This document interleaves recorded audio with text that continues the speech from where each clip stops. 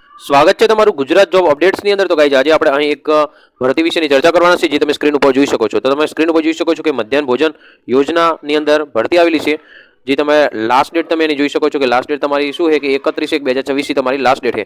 પગાર તમે જોઈ શકો છો કે 25,000 જેટલો તમારો પગાર હશે। હવે કઈ પોસ્ટ ઉપર ભરતી છે અને શું ક્રાઇટેરિયા છે એની બધી ચર્ચા આપણે વિડીયોની અંદર કરવાના છીએ। પરંતુ હજી સુધી જો તમે અમારી ચેનલને સબસ્ક્રાઇબ ના કરી હોય તો જલ્દીથી ચેનલને સબસ્ક્રાઇબ કરી લો, કારણ કે આવી નવી અપડેટ તમને મળતી રહેશે। અને વિડીયો ઇન્ફોર્મેટિવ લાગે તો લાઇક કરવાનું ભૂલતા નહીં। તો ચલો ગાઈઝ વિડીયોની આપણે કરીએ શરૂઆત। તો તમે સ્ક્રીન ઉપર જોઈ શકો છો કે રાજકોટ જિલ્લામાં પીએમ પોષણ યોજના હેઠળ 11 માસના કરાર આધારિત અહીં જગ્યા ભરવાની થાય છે। એની જાહેરાત છે। તો યોગ્ય લાયકાત ધરાવતા ઉમેદવાર પાસેથી જિલ્લા કક્ષાની તેમજ તાલુકા કક્ષાની કચેરીમાં 11 માસના કરાર આધારિત ભરતી માટે નીચે મુજબની જગ્યા માટે અહીં ભરતી પડી છે। તો તમે જોઈ શકો છો કે ફર્સ્ટ પોસ્ટ છે જિલ્લા પ્રોજેક્ટ કોઓર્ડિનેટર, એની 2 જગ્યાઓ હોય, 18,000 ફિક્સ પગાર છે। બીજું તમે જોઈ શકો છો કે તાલુકા કક્ષાએ એમડીએમ સુપરવાઇઝરની એમ 11 જગ્યાઓ હોય, ટોટલ 25,000 ફિક્સ પગાર છે। એનાથી આગળ તમે જોઈ શકો છો કે પીએમ પોષણ યોજના જિલ્લા પ્રોજેક્ટ કોઓર્ડિનેટર અને તાલુકા કક્ષાએ તાલુકા એમડીએમ સુપરવાઇઝરની 11 માસના કરાર આધારિત ભરતી માટે પસંદગી કરવા માટે યોગ્ય લાયકાતો અને પૂરતો અનુભવ ધરાવતા ઉમેદવારો પાસેથી અરજી મંગાવવામાં આવી છે। હવે તમે જોઈ શકો છો કે અરજી ફોર્મ, નિમણૂક માટેની લાયકાત, શરતો, જિલ્લા પુરવઠા કચેરી, પીએમ પોષણ યોજના બીજો માળ, કલેક્ટર કચેરી રાજકોટ ખાતેથી અથવા તો તમને આ લિંક આપણને આપેલી છે તો એના પરથી પણ તમે મેળવી શકશો।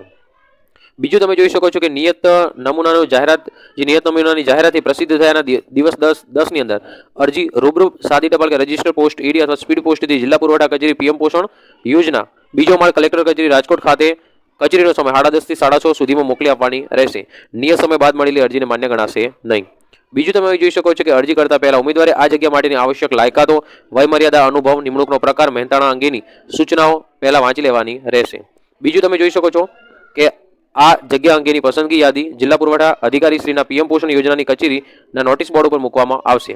મેરિટમાં અગ્રતા મેળવેલ ઉમેદવારોને પ્રમાણપત્રોની ચકાસણી માટે જિલ્લા પુરવઠા કચેરી પીએમ પોષણ યોજના કલેક્ટર કચેરી રાજકોટ દ્વારા લિખિત ઈમેલ મારફતે જાણ કરવામાં આવશે।